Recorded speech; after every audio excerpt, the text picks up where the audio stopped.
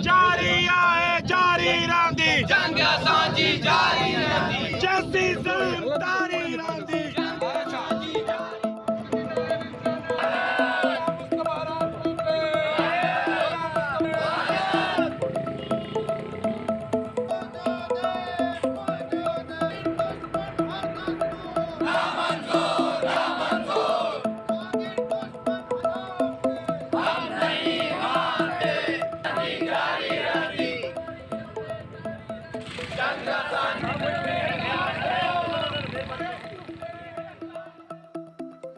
जो मेरे साथ किया मिलके किया ना, मुझे पेरेंट के साथ मिलने नहीं दिया जा रहा था, मेरे रूम में किसी को छोड़ा नहीं जा रहा था, मुझे रूम बंद करके मारा गया।